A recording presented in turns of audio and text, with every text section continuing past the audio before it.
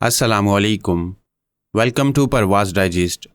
पेश खिदमत है कहानी Kali Parchaiyan by Rizwan Ali Soomro. Next episode. हम दोनों साथ ही साथ कब्रिस्तान के अंदर दाखिल हो गए।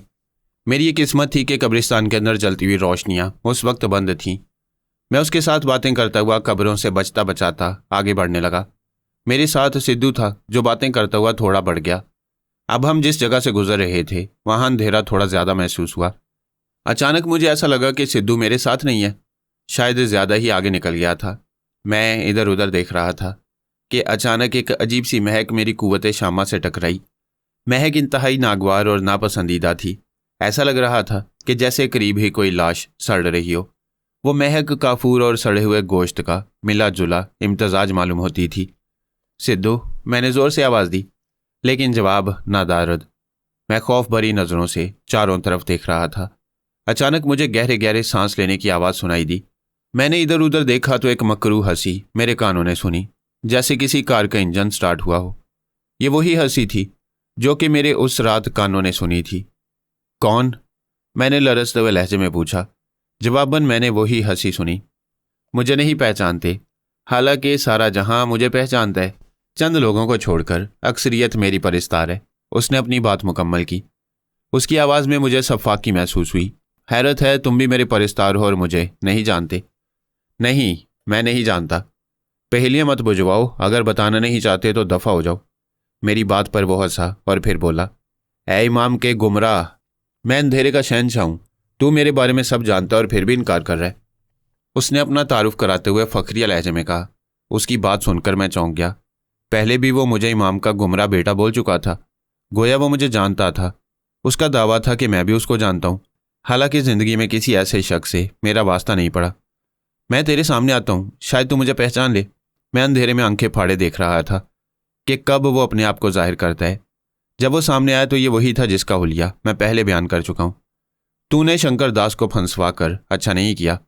मिट्टी के बने हुए पुतलों में से वो मेरा सबसे वफादार पुतला था। उसकी बात सुनकर मैं चौंक गया। तो क्या तुम मिट्टी के बने नहीं हो? नहीं, उसने मुख्तसरन कहा। मैंने महसूस किया कि उसकी आवाज़ में गुस्सा था। कदरे तवक्कफ के बाद उसने कहा, इसी खाक ने तो मुझे अरश से फर्श पर ला पटका है। क्या मतलब? मैंने कदरे हैरत से कहा। समझ जाओ, कल अदालती कार्रवाई है। कल तू सब जान जाएगा और हम चाहते हैं कि तू हमारा परिस्तार बने। इतना कहकर वो ना जाने कहाँ गायब हो गया। उसकी जू मायनी बातें मेरी समझ में नहीं आ रही थी। ना जाने वो कौन था। ये तो मुझे अच्छी तरह से मालूम था कि कल पुलिस शंकर दास को अदालत में पेश करने वाली है। लाजमी इस अदालती कार्रवाई को पूरा शहर देखने के लिए आएगा। दूसरा दिन बड़ा ही हंगामा खेज साबित हुआ। अदालत खचाखच भरी हुई थी। अवामुन्नास की नज़रों में शंकर दास एक मुजरिम की हैसियत से पेश हुआ। सबकी निगाहों में उसके लिए नफरत थी। वह सर झुकाए अदालत में खड़ा था। एक बात मैंने नोट की, उसके चेहरे पर हुज़्न मलाल की कोई कैफियत न थी, बल्कि एक सुकून नजर आया। अदालत ने एक वकील उसको दे दिया था, लेकिन सबको मालूम था कि इस केस का अंजाम क्या है। तुम्हारा नाम शंकर दास है? सरकारी वकील ने उसके करीब आकर नरम लहजे में पूछा। तुम पर इल्ज़ाम है कि तुमने बहुत से बच्चे अगवा करके अपने शैतानी मकासद के लिए उनकी बलि दी। नहीं, मैंने कोई बलि नहीं दी, क्योंकि मैंने जो कुछ भी किया वो मेरे आका का हुक्म था, मेरी पूजा थी। उसकी बात सुनकर हाजरीन और जज के चेहरे पर हैरत नमूदार हुई। तुम कौन हो? तुम्हारा आका कौन है? जज ने सवाल किया। जज की बात सुनकर शंकर दास ने मुस्कुराकर सबकी तरफ देखा। फिर उसके चेहरे पर अकीदत दर आई। अचानक उसकी नज़रें दरवाजे की तरफ दौड़ गईं। मैंने देखा उसके चेहरे पर अकीदत और मोहब्बत के दरिया मौजज़न थे। मैंने भी दरवाजे की तरफ नज़र दौड़ाई। ये देखकर मैं चौंक गया। दरवाजे पर वही 4.5 फुट का कोता कद इंसान खड़ा था, जो कि मुझे उस रात सड़क पर और कब्रिस्तान में नजर आया। शंकर दास उसी तरफ देख रहा था, लेकिन हाजरीन की तवज्जो उसकी तरफ नहीं थी। शायद वो उनको दिखाई ही नहीं दे रहा था। अचानक शंकर दास ने जज की तरफ नज़र दौड़ाई और बोला, सरकार, मैं इसी का पुजारी हूँ जो अंधेरे का बादशाह है। मैं खुशकिस्मत हूँ, आका ने इतने बरसों बाद दर्शन दिए। मेरी पूजा सफल हो गई। अब मैं इस दुनिया में जिंदा नहीं रहना चाहता। इतना कहकर उसने सर झुका लिया। सब लोग हैरत और नफरत से उसकी तरफ देख रहे थे कि न जाने शंकर दास कौन से मजहब का पुजारी है। अचानक उसने अपना झुका हुआ सर उठाया और मेरी तरफ देखकर गुस्से से बोला, तेरी वजह से देवी का खजाना मुझे नहीं मिला, परंतु इतना याद रख, तेरे जैसे आसान फरामोश को मैं मुआफ नहीं करूंगा। आका इबलीस तेरा हिसाब करेगा। उसकी बात सुनकर मेरे जहन में एक झमाका हुआ, तो गोया वो कोता कद इंसान शैतान था। तभी वो बार बार मुझे ज़ूमाइनी बातें कर रहा था, यानी कि रब की बारगाह ठुकरा कर मरदूद करके निकाला गया। वो जिन फरिश्ता था जिसने हज़रत आदम अलैहिस्सलाम को सजदा करने से इनकार करके अपनी बर्बादी मोल ली थी। खौफ से मेरी कपकपी छूट गई। गोया शंकर दास शैतान का पुजारी था और वो बुत शैतान का था। मैं अपने उस वक्त को कोसने लगा कि जब मैं गांव से बाहर निकला था बदला लेने के लिए। शंकर दास ने मुझे खुला चैलेंज दिया था बदले का। मैं शंकर दास की तरफ देख ही रहा था कि अचानक मैंने देखा कि शंकर दास के हलक से एक चीख निकली और वो कटहरे में गिरकर तड़पने लगा। सब लोग हैरत और खौफ से उसके तड़पने का मंजर देख रहे थे। अचानक उसने खून की एक कै की और फिर उसकी आंखें ऊपर को चढ़ गईं। शायद वो मर चुका था। मरते वक्त उसकी आंखों में अजीब तरह का खौफ था, चेहरे पर नहुसत और वीरानी का राज। अचानक मैंने उसकी तरफ देखा। वो मुझे मुस्कुराती निगाहों से देखता हुआ गायब हो गया। न जाने मुझे उसकी मुस्कुराहट में एक चैलेंज महसूस हुआ था अपने लिए। अखबारात धड़ाधड़ इस पुरस्कार और खौफनाक मौत पर बिक रहे थे। मुख्तलिफ लोग मुख्तलिफ राय का इजहार कर रहे थे। हर मज़हब का बड़ा सर जोड़कर बैठ गया था कि ये कौन सा नया मज़हब निकल आया। उसकी मौत की बाज़गश्त चंद दिन तक रही, फिर आहिस्ता आहिस्ता सब कुछ ठंडा हो गया। उस दिन के बाद से वो लईन मरदूद मुझे दोबारा नज़र नहीं आया। हाँ, एक बताना भूल गया कि मुर्दा खाना से शंकर दास की लाश गायब हो गई थी। लेकिन मेरी परेशानी ख़त्म नहीं हुई, अब शुरू हुई थी। छोटे मोटे काम करते करते अचानक एक रोज़ मेरी महालक्ष्मी सिनेमा हाउस में बुकिंग क्लर्क की जॉब मिल गई। इस जॉब से मैं बहुत खुश था। चलो, अब गाड़ियाँ साफ़ नहीं करनी पड़ेंगी और न फूल फरोख्त करने पड़ेंगे। शंकर दास का गैरेज भी बंद हो गया था। अब मेरे पास सर छुपाने की जगह भी नहीं थी। सिनेमा हाउस में नौकरी की बदौलत मुझे इसी सिनेमा में रात को सोने की जगह मिल गई। कभी कभी मैं अपनी तकालीफ पर गौर करता तो मेरा दिल उमैर और बानों से बदला लेने के लिए और तड़प उठता। लेकिन मैं क्या करता, मैं खुद अभी तक कुछ नहीं था। तारीक वादी में से उन हीरों में से एक हीरा भी नहीं उठा पाया था। जब मैं वहाँ से निकला तो मैं काफ़ी पछताया कि एक ही हीरा उठा लेता। बहरहाल अभी तक ज़िंदगी की जंग जारी थी। सिनेमा हाउस का एक गेट कीपर भगवान दास मेरा दोस्त बन चुका था। हिंदुस्तान के इब्तदाई दिन थे। हिंदुस्तान और पाकिस्तान को आज़ाद हुए 4 या 5 साल का वक्त ही बीता था। हिंदू और मुसलमानों में ज़्यादा तजाद भी ना था। मैं और भगवान दास एक ही होटल में खाते और साथ नाश्ता करते। एक दिन की बात है, शाम का शो शुरू हो जाने के बाद हम लोग राम भरोसे होटल में बैठकर खाना खा रहे थे। खाने में ज़्यादातर सब्जी ही मंगवाई गई थी, क्योंकि भगवान दास गोश्त खाने को गुनाह समझता था। यार, एक बात करनी है तुमसे, भगवान दास ने राजदाराना अंदाज में कहा। बोलो, मैंने निवाला मुंह में डालते हुए जवाब दिया। मेरी बात सुनकर वो झुकाए और कदरे राजदाराना लहजे में बोला, भगवान की सौगंध खाकर कहता हूँ, मुझे एक ऐसी जगह पता है जहाँ मुसलमान नवाबों का खजाना दफन है। वो जाते वक्त साथ ले जा नहीं सके थे। खजाने का नाम सुनकर मेरे जहन में तारीक वादी के हीरे घूमने लगे। मुझे नहीं मालूम, मैंने ऐसी बात नहीं सुनी, परंतु मैंने तो सुनी है। वह मुस्कुराया। तो मुझसे क्या चाहते हो? मैं मुस्कुराया। मैं समझ चुका था कि वो खजाना के लिए मेरी खिदमत लेना चाहता है। मुझे ऐसा लग रहा था कि जैसे सारी कहानी वापस दोहराई जाने वाली है। फ़र्क सिर्फ इतना है कि प्रोफेसर की जगह भगवान दास ने ले लिया। मैं चाहता हूँ वो खजाना हम दोनों मिलकर इस संपत्ति को खो दें। जो मिला आधा आधा। मेरा शक ठीक था। वाकई खजाने की लालच ऐसी ही बुरी है। उस कोता कद ने ठीक ही कहा था, हर कोई उसी का पुजारी है। हर कोई मुझे समेत ख्वाहिशात के पीछे भाग रहे। पहले तो मैंने मना किया, फिर मैंने उसके साथ जाने की हामी भर ली। कहाँ है वो जगह जहाँ वो खजाना दफन है? मैंने उससे पूछा। मेरी बात सुनकर उसने पहले तो राजदाराना अंदाज में इधर उधर देखा और फिर मेरी तरफ झुकाया और कहने लगा, भाई भगवान की कसम, यहाँ से 5 मील के फासले पर एक बस्ती है, तीरथगढ़। आज़ादी से पहले यहाँ हिंदू और मुसलमानों की मिक्स आबादी थी। नवाब जफरुद्दौला का किला भी इसी तीरथगढ़ में है। सुना है कि इस किले में अब आत्माएं हैं। उस किले में एक पानी का तालाब है। उस तालाब के अंदर एक संदूक में सोना डूबा हुआ है। इस बात पर मैंने किसी भी किस्म का हैरत का इजहार नहीं किया। मैं इतने पुरस्कार वाक़यात देख चुका था, अब मुझे किसी भी किस्म की बदरू से डर नहीं लगता था। चुनाचे मैंने हामी भर ली। एक रोज़ शाम के वक्त अपनी जगह किसी दूसरे को बिठाकर हम दोनों तीरथगढ़ के लिए निकल पड़े। सितंबर का माह गुजर चुका था। बारिशों का मौसम गुजर चुका था। रात को हल्की हल्की खुनकी हो जाती। हम दोनों पैदल चलते हुए सड़क तक जा पहुंचे। अब हम दोनों को लारियों के अड्डे तक जाना था। सड़क पर हम दोनों को एक साइकिल रिक्शा खड़ा नजर आया। हम दोनों तेज़ी से इस रिक्शा की तरफ बढ़े। मगरिब का वक्त हुआ जाता था। उन दिनों का साइकिल रिक्शा का किराया ज़्यादा नहीं हुआ करता था। हम दोनों उस पर बैठ गए। जैसे ही हम उस पर बैठे, अचानक मेरी नज़र सड़क पर एक बिल्ले पर पड़ी, जो कि अपनी बलौरी आंखों से मुझे घूर रहा था। मैंने ज़िंदगी में इतना खूबसूरत बिल्ला कभी नहीं देखा। उसका स्याह रंग जैसे मुझे चमकता हुआ मालूम हो रहा था। मैं सहरंगेज निगाहों से इस खूबसूरत जानवर को देख रहा था। उसकी बिलौरी आंखें मेरी जानिब निगरान थीं। ना जाने क्यों उसको देखकर खौफ की एक सर्द लहर मेरे अंदर दौड़ गई। उसी पल रिक्शा चल पड़ा। लारी अड्डे पर पहुंचकर तीरथगढ़ जाने वाली लारी में बैठ गए। लारी के चलने में थोड़ा वक्त बाकी था। मगरिब पूरी तरह से हो चुकी थी। अचानक अंधेरे में मैंने रोशन और चमकती हुई आंखें देखीं। वो आंखें लाजमी तौर पर उसी बिल्ले की थीं। खौफ से मैं एक बार फिर फुरेरी लेकर रह गया। गोया वो बिल्ला मेरा पीछा कर रहा था। मगर वो पीछा क्यों कर रहा था, ये सवाल अब मुझे सताने लगा। रोशन और बलौरी आंखें उस वक्त मुझे नजर आती रहीं जब तक लारी ना चल पड़ी। करीब आधे घंटे के बाद लारी तीरथगढ़ पर उतार कर चली गई। रात के 9 बज चुके थे।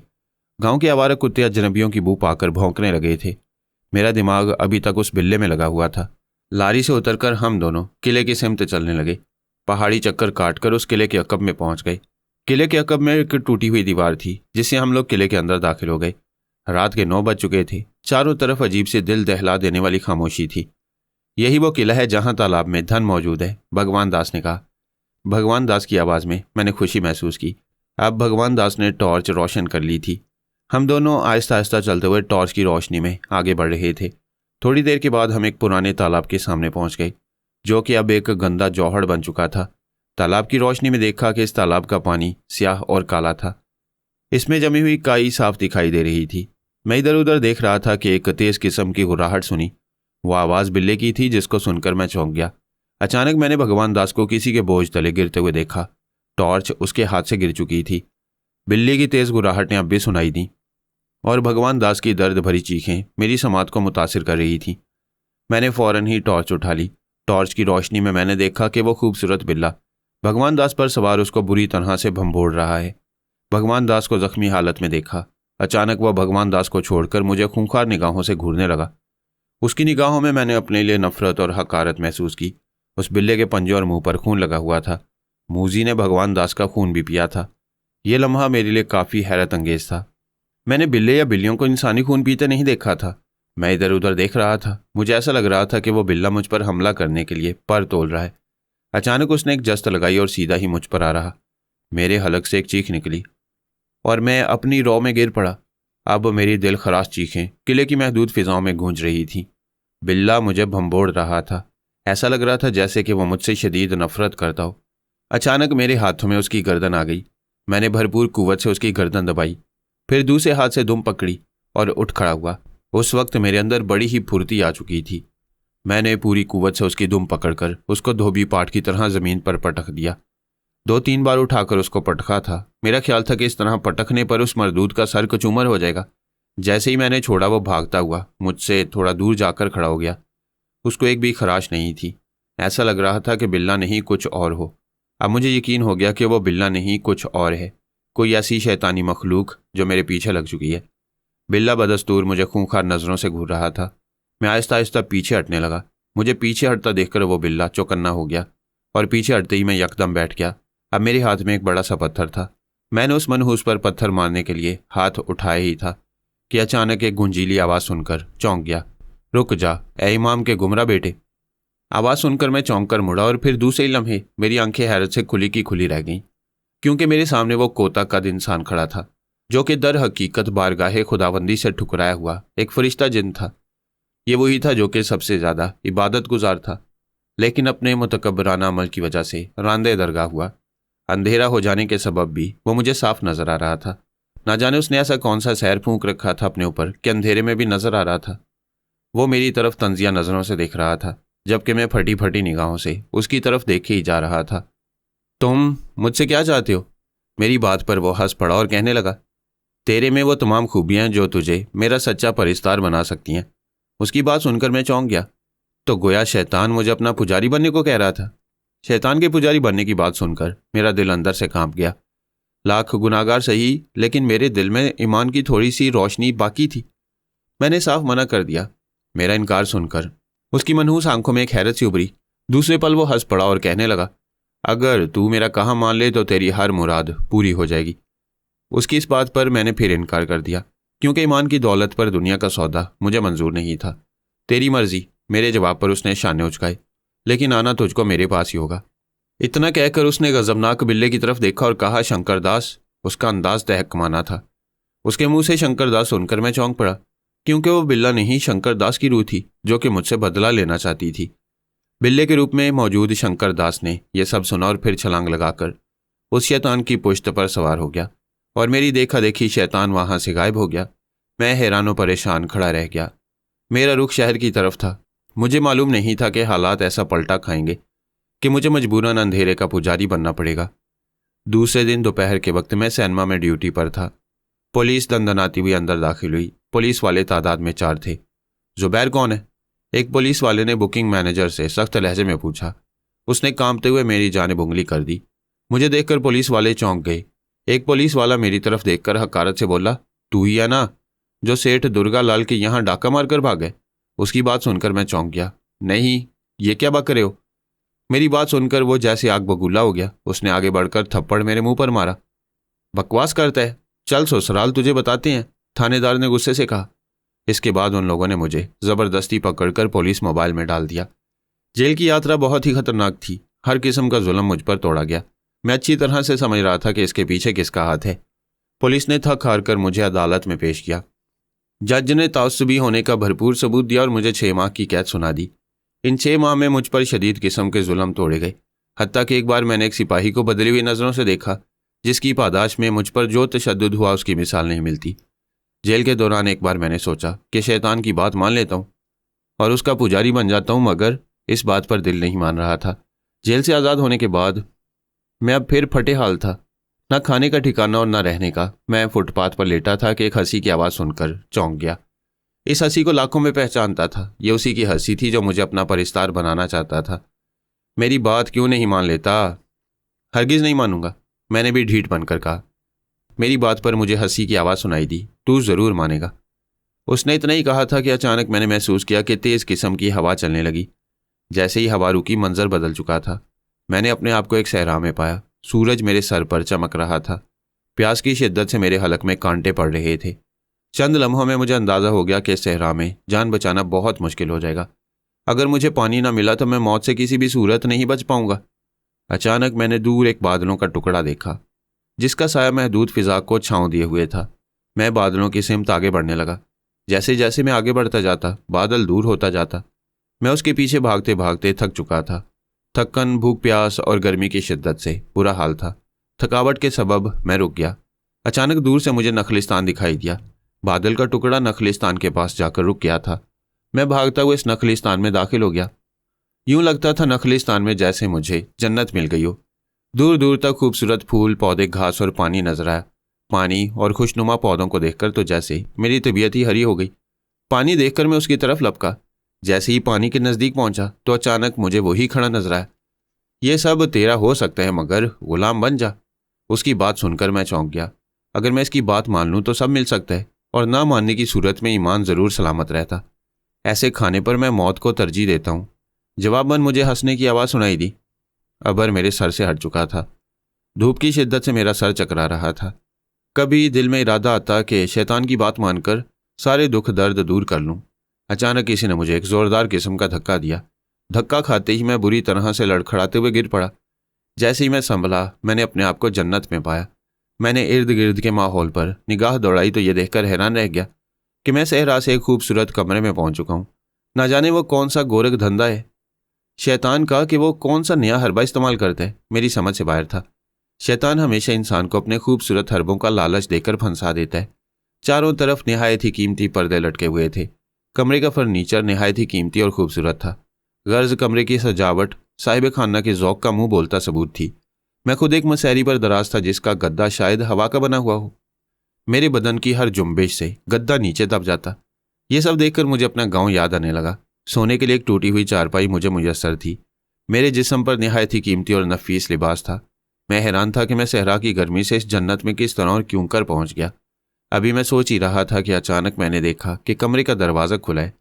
दरवाजे से जो अंदर आया उसको देखकर मैं चौंक गया। उसको देखकर मुझे अपनी नज़रों पर यकीन नहीं आया कि मैं सूरत को फिर कभी देख सकूंगा। ये वही मनमोहनी सूरत थी। बिलाशुबा वो पहले से ज़्यादा हसीन और खूबसूरत हो चुकी थी। उसकी बड़ी बड़ी हिरनी जैसी आंखों में मुझे हमेशा ही झीलों जैसी गहराई नजर आती थी। उसकी चाल में एक अदा थी, एक मस्ती थी, एक बांकपन था। बिलाशुबा दोबारा से बानों को देखकर मुझे अपनी आंखों पर यकीन नहीं आ रहा था। उसने गुलाबी रंग की साड़ी ज़ेबेतन कर रखी थी और बालों में मोतिये का गजरा बांध रखा था। ज़ुबैर, वो मेरी तरफ देखकर मुस्कुराई। तुम? हाँ मैं, उसने एक अदा से कहा और फिर वो मेरे करीब आकर बैठ गई। वो मेरे इतने करीब थी कि उसके जिस्म से उठती दिलफरेब खुशबू मैं महसूस कर रहा था। तुम यहाँ कैसे? मैंने हैरत से कहा, क्योंकि मैं अच्छी तरह से जानता था कि बानो पाकिस्तान के एक गांव के एक जागीरदार की बेटी है, लेकिन वो हिंदुस्तान में क्या कर रही थी ये बात मेरी समझ से बाहर थी। मेरी बात सुननी थी कि उसकी गजाली आंखें बरसने लगीं। मैंने देखा कि रोते हुए बहुत ही मासूम और हंसी लग रही थी। उमैर ने मुझे धोखा दिया। तुम्हारे जाने के बाद अब्बा इस रिश्ते के लिए नहीं माने तो हम दोनों गांव से भाग आए और शादी कर ली। और फिर उमैर ने मुझे लाहौर में एक आदमी को भेज दिया। उस आदमी ने मुझे हिंदुस्तान में। इतना कहकर वो रोने लगी। उसकी बात सुनकर मैं हैरत ज़दा रह गया कि उमैर के मुतल्लिक ये इंकशाफ सुनकर मुझे अपने कानों पर यकीन नहीं आ रहा था। वो मेरा भाई तो पारसा और इबादत गुजार था, फिर इतना जलील कैसे हो सकता था? दिल कह रहा था बानो की बातों पर यकीन कर लूं, लेकिन दिमाग बानो की नफ़ी कर रहा था। अभी मैं सोच ही रहा था कि बानो ने करीब आकर मेरे सीने से सर टिका दिया। उसके सर टिकाते ही मुझे अपने बदन में चूंटियां सी रेंगती हुई महसूस हुई। मैंने तुमको समझने में गलती की। मैं उमैर की बातों के झांसे में आ गई थी। इतना कहकर वो रोने लगी। इतना सुनना था कि मेरी मुट्ठियां भिंच गईं। गुस्से से मैंने अपने कानों की लुओं को लाल होते हुए महसूस किया। उमैर को मैं वो मौत मारूंगा कि एक बार मौत को पसीना आ जाए। मैंने गुस्से भरे लहजे में जवाब दिया। तुम यहाँ कैसे? मैंने अपने आप को पुरसुकून करते हुए उसकी खूबसूरत जुल्फों से खेलते हुए पूछा। मेरी बात सुनकर उसके लबों पर गम आलूद मुस्कुराहट दौड़ गई। यहाँ मेरा नाम मुन्नी बाई है और मैं तवाइफ हूँ। बानो के ये लफ्ज़ पिघले हुए शीशे की तरह मेरे कानों में उतरते चले गए। नहीं, ऐसा मत कहो, मैं तुमको यहाँ से ले चलूँगा। मेरी बात पर वो मुस्कुराई और कहने लगी, तुमने इतना कह दिया काफ़ी है। वैसे भी तवाइफों का घर नहीं होता, बिस्तर होते हैं। जितने बिस्तर उतने शोर। इतना कहकर उसने मेरे होंठों पर एक बोसा दिया। उसके जलते लब मेरे लबों से टकराए थे कि एक आग थी मेरे जिस्म के अंदर दौड़ती चली गई। खून जैसे पिघला हुआ लावा बनकर मेरे अंदर दौड़ने लगा। खून की रफ्तार हद दर्जा तेज़ हो गई। मैंने फ़ौरन ही बानो की कमर में हाथ डाल दिया। बानो ने कोई एतराज़ नहीं किया। ये देखकर उसकी आंखों में गुलाबी डोरे से तैरने लगे। दूसरे पल जैसे मेरी तिश्ना आरज़ुओं की तकमील होने लगी। बानो आंखें बंद के बिस्तर पर लेटी थी। उसी लम्हे बानो ने कमरे की बिजली गुल कर दी। मुझे इतना याद है कि मुझे ऐसा लग रहा था मैं अंधेरे और रोशनी के बीच का सफ़र तय कर रहा हूँ। मेरे जज्बात में तेज़ी आती चली गई। बस मुझे इतना याद है कि बानो की खुमार आलूद आवाज़ें मेरी वहशतनाकियों में इजाफा करती जा रही थीं। जब जज्बात का तूफान सर्द हुआ तो मैं उसके बराबर ही लेट गया। मेरा सारा इंतकाम, मेरा गुस्सा मोहब्बत की इस तकमील पर सर्द हो चुका था, लेकिन अब उमैर से इंतकाम मेरा मकसद था। लेटते ही मेरी आंख लग गई। ना जाने कितनी देर सोया हूँगा। आंख खुलते ही मैंने महसूस किया कि वो मेरे बराबर में नहीं है। मैं फ़ौरन ही उठ बैठा। कुछ ही लम्हे गुजरे होंगे कि अचानक कमरे का दरवाज़ा खुला और बानो एक ट्रॉली के साथ कमरे के अंदर दाखिल हुई। ट्रॉली में खाने पीने का सामान मौजूद था। बानो ने अब की बार ड्रेसिंग गाउन ज़ेबेतन किया हुआ था। उसने ट्रॉली मेरे नज़दीक कर दी। मुझे मोहब्बत पाश नज़रों से घूरती हुई बोली, लो कुछ खा लो। ज़ुबैर, तुमने बहुत देर से कुछ नहीं खाया। ये कहकर उसने एक रुकाबी के ऊपर से ढक्कन हटाया। रुकाबी के अंदर भुना हुए गोश्त का एक बड़ा पार्चा मौजूद था। इस ट्रॉली में एक बड़ा सा शीशे का जग मौजूद था जिसमें सुर्ख रंग का मशरूब था और गोश्त और दूसरी डिशेस भी मौजूद थीं। गोश्त खा लो। उसने एक रुकाबी से बुने हुए गोश्त का एक टुकड़ा काटकर प्लेट में रखकर मुझे दिया। गोश्त से उठने वाली खुशबू निहायत ही भीनी भीनी और इश्तहा अंगेज थी। बानो मुझे बड़े ही गौर से देख रही थी। उसके इस तरह बगौर देखने की वजह मेरी समझ से बाहर थी। मैंने गोश्त का टुकड़ा उठाकर मुंह में डाला। मैंने देखा कि मेरे गोश्त को मुंह में डालते उसके लबों पर मायनी खेज तबस्सुम उभर आया। गोश्त जैसे ही मैंने चबाया उसका जायका मुझे नमकीन सा महसूस हुआ। ऐसा नमकीन गोश्त मैंने कभी नहीं खाया। मुझे उबकाई सी महसूस होने लगी। मैं थूकना ही चाहता था कि उसने मेरे कंधे पर हाथ रख दिया। ऐसी निगाहों से देखा जैसे कह रही हो कि थूकना मत। जैसे ही गोश्त का टुकड़ा मेरे हलक से उतरा, उसी लम्हे कमरे में वही मकरूह कहका सुना जो कि उसी शैतान का था। अचानक मैंने कमरे में कोता कद को नमूदार होते देखा। उसके लम्हों पर फातिहाना मुस्कुराहट थी। एक बात थी, शैतान को देखकर अब मेरे दिल में खौफ की बजाय मोहब्बत के जज्बात मौजन हो रहे थे। ना जाने ऐसा क्यों था। मैंने देखा कि बानो उठकर शैतान के कदमों में गिर पड़ी है और शैतान बड़े ही प्यार से उसके बालों को सहला रहा है। बानो, ये क्या कर रही हो? वो शैतान है। मेरी बात सुनकर बानो मेरी तरफ बढ़ी। बानो को देखकर मैं हैरत से उछल पड़ा, क्योंकि वो बानो नहीं कोई और थी। गोया ये भी उसकी एक चाल थी जिसमें मैं फंस चुका था। मेरा दिल चाह रहा था कि उस लड़की की बोटियां नोच लूं जिसने बानो बनकर धोखा दिया था। ये भी तुम्हारी तरह मेरी एक परिस्तार है, मुझसे मोहब्बत करने वाली। मैं तुम्हारा परिस्तार नहीं हूं। मेरी बात पर शैतान हंस पड़ा और कहने लगा, अगर ये बानो का रूप लेकर ना आती तो तुम ये इंसानी गोश्त ना खाते जिस पर एक खास अमल किया गया था, तो मेरे गुलाम ना बनते। अब तुम दिली तौर पर मेरे गुलाम बन चुके हो। तुम्हारे दिल में मेरे लिए मोहब्बत पैदा हो चुकी। उसकी बात सुनकर मैंने सोचा, वाकई अब मैं शैतान से मोहब्बत महसूस कर रहा था। ऐसा लग रहा था कि शैतान ही मेरा निजात दहिंदा है, मेरा पालनहार है, मेरा मालिक है, मेरा आका है। ये बहुत ही अजीबोगरीब था। मैंने फौरन तेजी से शैतान के कदमों में अपना सर रख दिया। मेरी सरकत पर वो खुशी से फूला न समाया और बड़े ही प्यार से मेरे सर पर हाथ फेरता हुआ बोला, उठ ए मिट्टी के हकीर पुतले, मेरे गुलाम, मैं तुझसे खुश हुआ। मैं किसी चूहे की तरह उठ बैठा। चंद ही लम्हों के बाद शैतान ने जेब से कोई चीज़ निकाली और मेरी तरफ बढ़ा दी। मैंने देखा कि एक सूखा हुआ दिल था। इसे खा ले और बदी के कबीले में शामिल हो जा। अब सिर्फ तेरा काम बुराई फैलाना है। अब तुझे वो कुव्वतें मिलेंगी जिसकी तूने तमन्ना की थी। तू अपना बदला भी अपनी महबूबा और भाई से ले सकेगा। मेरे मालिक, मेरे आका ने वो दिल मेरी तरफ बढ़ा दिया जिसको मैंने चबा चबा कर खा लिया। दिल का जायका बदमज़ा होने की जगह शीनी और कदरे तल्ख था। दिल को खाकर मैंने अपनी एक अजीब तवानाई महसूस की थी। जब तक मैं दिल खाता रहा, आका इब्लीस और वो लड़की मुझे गौर से देखते रहे। दिल को चबाने के बाद उस शैतान ने अपनी जेब से एक चिरमी दस्तावेज निकाली जो कि शायद किसी चमड़े पर कंधा थी। उसने वो दस्तावेज मेरी जानिब उछाल दी। मैंने हैरत भरी नज़रों से मोहब्बत के उस पैकर और उस बदी की सबसे बड़ी कुव्वत को देखा। यह अहदनामा है जिसकी रूह से तूने अपनी रूह मेरे नाम कर दिया। चल अब इस पर दस्तखत कर दे। मैंने इस अहदनामे को खोला तो चमड़े के ऊपर अजीबोगरीब आड़ी तिरछी शक्लें बनी हुई थीं। मेरी तो समझ में नहीं आ रहा था कि ये क्या है। मैंने उसकी तरफ वजाहत तलब नज़रों से देखा तो वो लड़की आगे बढ़ी। उसने एक छुरी से मेरी कलाई काट ली। कलाई के कटते ही मेरे हलक से एक कराह से निकली और खून उस अहदनामे पर गिरने लगा। मेरे खून के अहदनामे पर गिरते ही अहदनामा जैसे शोले की तरह दहक उठा और दूसरे ही पल वह अहदनामा शैतान के हाथों में पहुंच गया। उसका चेहरा मुसर्रत से धमक उठा। दूसरे पल वो मुस्कुरा कर बोला, मुबारक हो ए इमाम के गुमराह बेटे, तूने अपनी रूह आज मेरे हवाले कर दिया। आज से तू मेरा सच्चा परिस्तार है। तेरी रूह मेरी हुई। तुझे वो तमाम कुव्वतें हासिल होंगी जो मेरी पुश्त पनाही करती हैं। तेरे नुतफ़े से पैदा होने वाले तमाम बच्चे भी मेरे ही पुजारी होंगे और तेरे मरने के बाद भी तेरी रूह मेरी गुलाम होगी। उसकी बात सुनकर मैं अकीदत से घुटनों के बल झुक गया और बोला, ऐ इब्लीस, मेरी नस्लें भी तेरी गुलाम है। मेरी बात पर वो हंसा और कहने लगा, जा, आज से तू अजीम कुव्वतों का मालिक है, चला जा यहाँ से। इतना कहकर उसने मुझे आंखें बंद करने को कहा। मैंने आंखें बंद कर ली। चंद लम्हों के बाद मैंने आंखें खोली तो अपने आप को समुंदर के किनारे खड़ा पाया। मेरे सामने तहद्दे निगाह समुंदर फैला हुआ था। मेरी समझ में नहीं आ रहा था कि मैं कहाँ हूँ।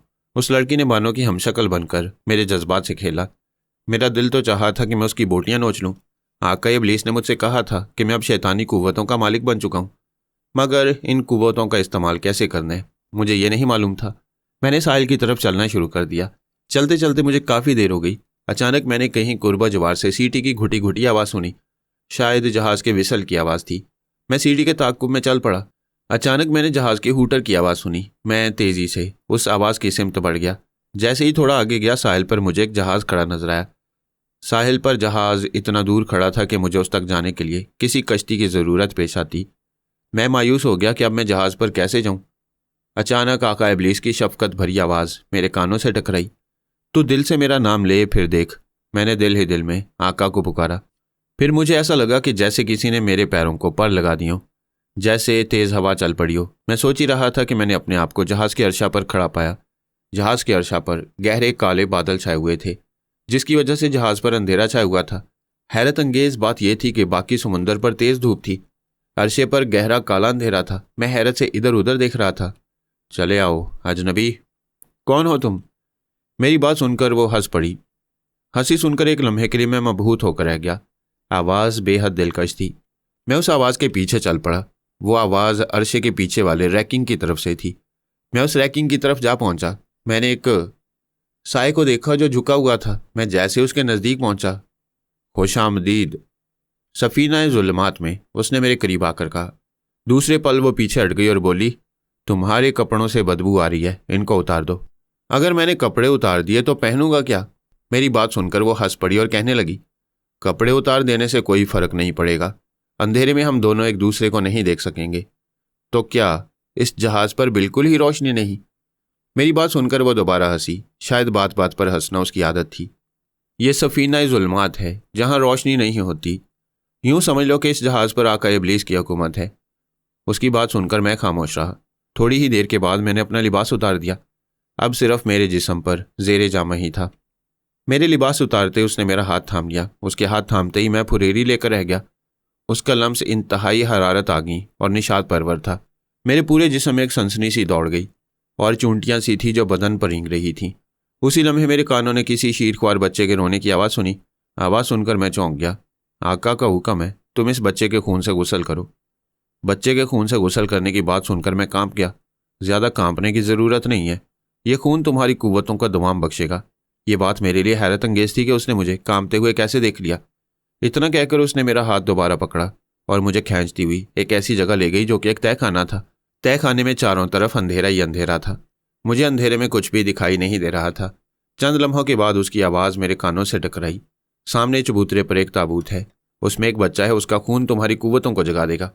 ऐसा लग रहा था कि जैसे वो सब कुछ देख रही हो। मैं कुछ देख नहीं पा रहा। सच्चे दिल से आका इब्लीस को याद करो और फिर देखो। उसकी बात पर मैंने ऐसा किया। शैतान को सच्चे दिल से याद किया। दूसरे पल जैसे अंधेरे छट गए। मैंने उस लड़की को देखा तो हैरान रह गया। वाकई वो बहुत ही हसीन थी। मैंने इधर उधर नज़र दौड़ाई तो देखा कि मेरे सामने एक तय खाना था। तय खाने पर एक चबूतरा था जिस पर एक ताबूत था। ताबूत के गिर्द सफ़ेद रंग का धुआं था जो कि ताबूत के गिर्द छाया हुआ था। वह धुआं बिल्कुल वैसे ही था जैसे कि आग जलाने के बाद धुआं फैलता है। कुछ ही लम्हों के बाद ताबूत के सामने मैं जा खड़ा हुआ। मैंने आगे बढ़कर इस ताबूत को खोल दिया। ताबूत को खोलते ही मेरी आंखें खुली की खुली रह गईं। बच्चे का हुस्न निहायत ही मलकूती था। वो बच्चा 5 या 6 साल का था। इस बच्चे को देखकर मेरे दिल में किसी तरह से रहम का एहसास पैदा न हुआ। इस बच्चे के खून से गुसल करने के बाद मेरे अंदर रहम का आखिरी जज्बा भी मर गया। अब मैं इस लड़की को सिफली निगाहों से देख रहा था। उस लड़की ने मेरी बदली हुई निगाहों को देखा और हंसकर बोली, क्या देख रहे हो? देख रहा हूँ, इतना जवान और खूबसूरत बदन मुझसे इतना दूर क्यों है? इतना कहकर मैंने आगे बढ़कर उसको वालेहाना अंदाज में अपनी बाहों में भर लिया। उसको बाहों में भरते ही बिजली सी दौड़ गई। सारे एहसासात मर गए। सिफली जज्बात का जब इख्तिताम हुआ तो मैं हाँपते हुए उठा। अब जज्बात का तूफान सर्द हो जाने के बाद मुझे उसके वजूद से कराहियत सी महसूस होने लगी थी। फिर भी वक्त गुजारने के लिए मैंने उससे उसका नाम पूछा, तुम्हारा नाम क्या है? मेरी बात सुनकर वो हंस पड़ी। मेरा नाम गुनाह है, हम सफ़र। वो गुनाह जो हसीन भी है और गिनाउना भी। क्या मतलब? गुनाह की अगली चिंगारी भड़कने तक मेरा वजूद तुम्हारे लिए घिन ज़दा होगा। शायद तुम मेरे करीब भी ना हो। मतलब सब छोड़ो। आज से तुम्हारा नाम चलकाश है और तुम अपनी कुव्वतों का इस्तेमाल सिर्फ सोच पर ही कर सकोगे। और हर माह इसी तरह खून के गुसल से तुम्हारी कुव्वतें जिंदा रहेंगी। तुम्हारा काम आका इब्लीस के बदी के पैगाम को दुनिया में फैलाना है। उसने एक तवील सांस लेकर अपनी बात मुकम्मल की। खून का गुसल? मैं समझा नहीं। 1 माह बाद किसी बच्चे या लड़की के खून से अपने इस नापाक वजूद को गुसल देना होगा। समझ गया। अब मैं जा रही हूँ। अगर मैं तुमसे मिलना चाहूँ? मेरी बात सुनकर वो हंसी और बोली, क्या ज़रूरत है, तुमको मेरे जैसी और भी मिलेंगी। इतना कहकर वो गायब हो गई। मैं इस जहाज़ पर तन्हा था। मैंने अपनी कुव्वतों को आजमाने का कसद किया। मैंने सोचा कि फ़िज़ा में परवाज़ करने लगूं। उसी लम्हे मेरे पैर फ़िज़ा में बुलंद हो गए। मैं इस जहाज़ पर ऊपर ही ऊपर फ़िज़ा में चकराता रहा। मुझे ये सब कुछ बहुत ही अच्छा और मज़ेदार लग रहा था। मैंने और ज़्यादा दूर तक परवाज़ करने की सोची। चुनाचे मेरा जिस्म और हल्का होता और फिर मैं फ़िज़ा में मज़ीद और आगे बढ़ता चला जाता, यहाँ तक कि सफ़ीना ज़ुल्मात से काफ़ी दूर निकल आया। मैं बहुत ज़्यादा नीची परवाज़ कर रहा था। मेरी रफ्तार इतनी तेज़ थी कि अब मैं जंगल में दाखिल हो चुका था। मुझे परवाज़ करने से बहुत मज़ा आ रहा था। अचानक मेरी निगाह एक इंसानी जिस्म पर पड़ी जो कि बेहिस्सो हरकत पड़ा था। शायद कोई इंसान बेहिस्सो हरकत पड़ा था। मैंने आहिस्ता से नीचे उतरना शुरू किया कि देखूं तो सही कि वो बदनसीब इंसान कौन है जो यूं बेयारो मददगार पड़ा था। मैं जैसे उसके करीब गया तो ये देखकर चौंक गया। वो आदमी था जो कि निहायत ही शदीद जख्मी हालत में था, शायद मर चुका था। अभी मैं ये सब देख ही रहा था कि अचानक फायर की आवाज़ मैंने सुनी और गोली मेरे कान के पास से निकल गई। गोली चलता देखकर मैं चौकन्ना हो गया। इस गैर मुतवक्का सूरत हाल को समझने की कोशिश कर ही रहा था कि 4 लोगों ने दरख्तों के बीच में से निकलकर मुझे घेर लिया। उनके जिस्मों पर डाकू वाले लिबास थे। चारों मुझे सफाक नज़रों से घूर रहे थे। उनके हाथों में राइफलें थीं। अचानक उनमें से एक डाकू मेरे करीब आया और मेरा गिरबान पकड़कर मुझे झंझोड़ता हुआ बोला, बता, इसने मरने से पहले तुझे क्या बताया था? उसके गिरबान पकड़ने से मेरा खून खौल गया, लेकिन मैंने सब्र व तहम्मुल से काम लिया। जब मैं यहाँ पहुंचा तो ये मरा हुआ था। झूठ बोलता है, उसने गाली बकी। गाली सुनकर मेरा खून खौल गया। भला ये कैसे हो सकता था कि कोई शैतान के पुजारी के गिरेबान पर हाथ डाले और उसको गाली बके। अगर तुम लोग 5 मिनट में दफा ना हुए तो आका इब्लीस की कसम तुम सबको कुत्ते की मौत मरना होगा। मेरी बात सुनकर वो चारों कह के लगाने लगे। मेरे सब्र का पैमाना अब जब्त हो चला था। मैंने कुछ सोचकर अपनी आंखों को बंद कर लिया। मुझे अपना जिस्म गर्म होता हुआ महसूस हुआ। आका शैतान के मुताबिक जो मैंने सोचा था वही हुआ। जब मैंने आंखें खोली तो अगला मंजर मेरे लिए हैरत अंगेज था। मुझे यकीन नहीं आ रहा था कि ऐसा भी हो सकता है। वह मंजर नाकाबिल यकीन था। मरा हुआ इंसान अब जिंदा हो चुका था। मरे हुए इंसान की आंखों में एक अजीब तरह की वहशत थी। उन आंखों में पथरीलापन साफ नजर आ रहा था, बेनूर और जिंदगी की हरारत से आ रही आंखें। ये बात तो मैं अच्छी तरह से जानता था कि जिंदगी और मौत देने की कुदरत सिर्फ उस अल्लाह के पास है और किसी के पास नहीं। यकीनन शैतान की कुव्वतों ने उसके अंदर बुरी रूह हलौल कर दी होगी। उस मुर्दा इंसान को जिंदा होते देखकर वो चारों डाकू दहशत से कांपने लगे। उनमें से एक डाकू ने राइफल से उस लाश पर फायर किया, लेकिन गोली ने भला एक मरे हुए इंसान का क्या बिगाड़ना था जिसको शैतानी कुव्वतों ने जिंदा किया था। तुम जिंदा कैसे हो गए? एक डाकू ने लरसते हुए पूछा। तुमको ये बताने कि मैंने वो खजाना कहाँ छुपाया है, लाश ने फटी हुई आवाज में जवाब दिया। दूसरे ही पल उस लाश ने एक डाकू की गर्दन पर हाथ मारा। मेरे लिए यह हैरत अंगेज नजारा था कि उसकी गर्दन टेढ़ी हो गई। बाकी डाकू ने अपने उस साथी का हशर देखकर भागने की कोशिश की, मगर भाग नहीं पाए और अपने साथी के पास पहुंच गए। मेरी शैतानी कुव्वतों का यह मामूली सा नजारा था। मेरा दिल उसकी अजमत और मोहब्बत से सरशार हो गया। लाश फिर से लाश बन चुकी थी। अचानक मैंने झाड़ियों को हिलते हुए देखा। मैं जैसे ही झाड़ियों की तरफ गया, झाड़ियों के पीछे मैंने एक सहमी हुई लड़की को देखा। लड़की को देखकर मेरे मुंह में पानी आ गया। इतनी खूबसूरत और गुदास जिस्म वाली लड़की मैंने कभी नहीं देखी थी। बड़ी बड़ी हिरनी जैसी आंखों में खौफ और दहशत देखकर मुझे उस पर प्यार आने लगा। वो लड़की मुझे ऐसी खौफजदा परिंदा मालूम हो रही थी जो कि गलती से शिकारी के जाल में फंस गया हो। मैंने लपक कर उसका हाथ पकड़ लिया। मेरे हाथ पकड़ने पर वो बुरी तरह से सहम गई। मैं पूरी तरह से तैयार था कि किसी तरह से इस खुश रंग परिंदे का शिकार कर लूं। उसका हाथ पकड़कर मैंने तेजी से अपनी तरफ खींचा, लेकिन वो शायद बहुत ही गयूर थी। ऐसी लड़कियां मैंने कम ही देखी थी जो कि अपनी इज्जत के लिए जान तक दे दें। उसने मुझे धक्का दिया और जंगल में अंदर की तरफ भागना शुरू कर दिया। मैं चाहता तो उसको अपनी कुव्वतों के जोर से जेर कर सकता था, लेकिन मैंने उसको शिकार करने का फैसला कर लिया। शेर भी हमेशा अपने शिकार को थका कर ही मारता है। वो भागती ही जा रही थी। मैं उसके पीछे था। थोड़ी ही देर में वो हाँफने लगी, लेकिन दिलेर मालूम होती थी। उसने हिम्मत नहीं हारी, यहाँ तक कि वो एक खस्ता हाल झोंपड़ी के पास आकर रुक गई। उसका सांस चढ़ा हुआ था, चेहरे पर वहशत तारी थी। मैं झोंपड़ी के पास आकर खड़ा हो गया। मेरा शिकार थक चुका था। मुझे देखकर वो खौफजदा हिरनी झोंपड़ी के अंदर चली गई। जब वो बाहर आई, उसके साथ एक तनोमंद किस्म का इंसान था जिसका जिस्म कसरती था। उसने जिस्म पर धोती डाल रखी थी। उसने हाथ में किरपान पकड़ी हुई थी। वो गुस्से से तेज तेज चलता हुआ मेरी तरफ आया। मेरी बहन की इज्जत पर हाथ रखने की तेरी हिम्मत कैसे हुई? कसम काली माता की, तुझे काट कर तेरा सर काली के चरणों में समर्पित कर दूंगा। तेरी किस्मत अच्छी है मूर्ख, जो तेरी बहन आज मेरे साथ सोएगी। चल, ज्यादा समय बर्बाद न कर, इसको मेरे पास भेज, मैंने सफाकी से कहा।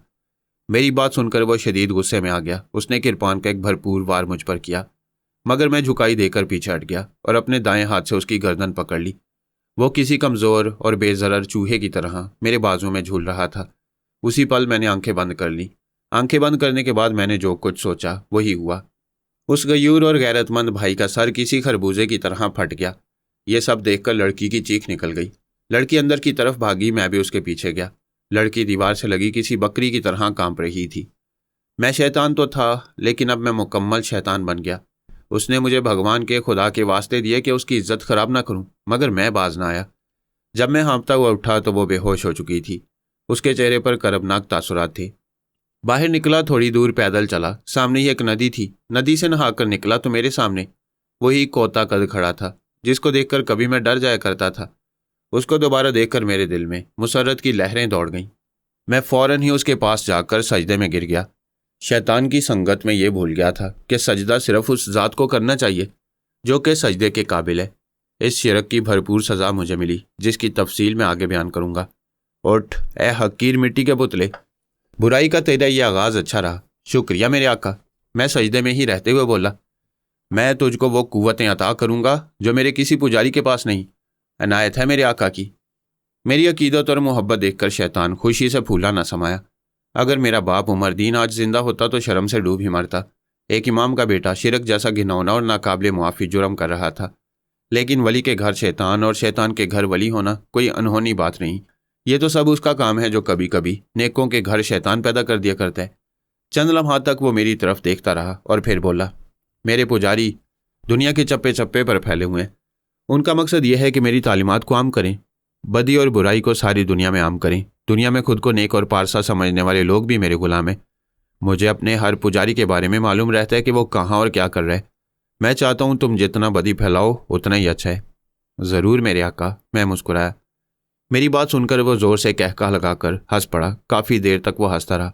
फिर अचानक उसने मुझे हाथ से लेट जाने का इशारा किया। मैं उसी नदी के पास ही लेट गया। मैंने देखा कि शैतान ने हाथ का इशारा किया था कि एक बहुत बड़ा सा गुर्ज मेरे सामने मौजूद था। इस गुर्ज को देखकर मैं कांप गया। कहीं ऐसा तो नहीं कि वो मुझे इस गुर्ज से मार डालने का इरादा कर रहा हो। शैतान चंद लम्हा तक उस गुर्ज पर कुछ पड़ता रहा और फिर पूरी कुव्वत से मुझ पर वार किया। वार होते ही मेरे हलक से दिल खराश चीख निकली और मेरा जिस्म 2 हिस्सों में बट गया। मैं हैरत और खौफ से 2 हिस्सों में बटे हुए अपने जिस्म को देख रहा था, जो कि शैतान ने अपने किसी खास अमल के जरिए कर दिया था। मेरे जिस्म से खून भी नहीं निकला और ना ही मैं मरा, बस तकसीम हो गया था। अचानक मेरे निचले धड़ ने हरकत करना शुरू कर दी। वो यूं रींग रहा था जैसे कोई कैंचवा रींगता हो। मैं हैरत से इधर उधर देख रहा था। अचानक मुझे नहर की तरफ से ऐसी आवाज़ सुनाई दी जैसे कोई पानी से बाहर निकला हो। शैतान बड़े गौर से मुझे देख रहा था। अचानक मैंने एक बड़े से सांप को देखा जो कि पानी से निकलकर तेजी से रेंगता हुआ मेरी सिमत आ रहा था। सांप काफ़ी बड़ा और मोटा था। इस सांप की जिल्द की रंगत सुर्ख और स्याह थी। जिंदगी में मैंने कभी इतना खूबसूरत सांप नहीं देखा था। वो तेजी से मेरी सिमत आया और मेरे कटे हुए निचले धड़ को अपने शिकंजे में जकड़ लिया। अचानक मुझे शदीद किस्म की तकलीफ का एहसास होने लगा। उस सांप ने मेरे निचले जिस्म को अच्छी तरह जकड़ लिया था। अचानक वो सांप तेजी से मेरी सिमत बढ़ा और बड़ी फुर्ती से उसने मेरे माथे पर डस लिया। मेरे हलक से एक चीख निकली और फिर मेरी आंखों तले अंधेरा छा गया। गनूदगी की तमाम तर कैफियत तेजी से मुझ पर सवार हो रही थी। अचानक शैतान की करख्त आवाज़ मैंने सुनी, चल काश, बेहोश मत होना। तेरे अंदर ऐसी कुव्वतें दाखिल कर दियां जिसकी कोई मिसाल नहीं। शैतान की बात मेरी समझ में नहीं आ रही थी। बस मेरी आंखों तले अंधेरा छाता जा रहा था। यूं लग रहा था कि मैं मरने ही वाला हूँ। शैतान मेरे सामने धुंधला होता जा रहा था। मैंने बहुत कोशिश की जहन को गनूदगी और बेहोशी की कैफियत से बचाऊं, मगर कामयाब ना हो पाया। बस मुकम्मल अंधेरे से पहले शैतान का पुरमुसरत कहकहा मेरे कानों से टकराया। जब मुझे होश आया तो मैंने अपने आप को एक ऐसी जगह पाया जहां दूर दूर तक खेतों के सिलसिले मौजूद थे। सुबह का वक्त था। चारों तरफ ठंडी और सुहानी हवा ने मौसम को बहुत ही खूबसूरत बना दिया था। मुझे अपने बदन में एक तवानाई सी दौड़ती हुई महसूस हो रही थी। अचानक मेरे कानों में आका इब्लीस की सरसराती हुई आवाज़ गूंजी, ऐ इमाम के गुमराह बेटे, तू ऐसी सरजमीन पर है जहां मुसलमान और हिंदुओं की मिली जुली आबादी है। इस आबादी में तुझे बदी फैलानी है। यहाँ बहुत से ऐसे लोग हैं जिनमें पुजारियों की फहरिस्त में आने की तमाम खूबियाँ मौजूद हैं। मैं वहाँ से उठ खड़ा हुआ। सरसब्ज खेतों के दरमियान पगडंडी से चलते हुए अचानक मुझे साइकिल नजर आई। वो शायद कोई गवाला था जिसकी साइकिल पर दूध के बर्तन लदे हुए थे। मैं उसको आता देखकर पगडंडी के वस्ते में खड़ा हो गया। मुझे देखकर उसने साइकिल रोक दी। उसने सर पर साफा बांध रखा था, जिस्म पर धोती और कुर्ता बांध रखा था। उसकी उम्र 40 के आसपास थी। भाई, ये कौन सी जगह है? मैंने नरम लहजे में पूछा। दूसरे ही पल उसने साइकिल को खड़ा किया। तुम हमको नए लगते हो भैया इस इलाके में। ये देवनगर का इलाका है, बहुत अच्छा और खुशहाल है, और हमरा दूध इस पूरे इलाके में सबसे अच्छा है। जिसने भी हमरा दूध पिया नान बसंती की तारीफ के बगैर न रह सका। वो शायद बहुत ज़्यादा बातूनी मालूम होता था। ये बसंती कौन है? हमारी गाय, उसने भोलपन से कहा। उसकी बात सुनकर मैं हंस पड़ा। भैया, तुमको कहाँ जाना है? हम कहाँ जाएंगे भैया, बस भगवान की धरती पर मनुष्यों की सेवा करने आए हैं। यही हमारा धर्म है। हम तो साधु संत हैं।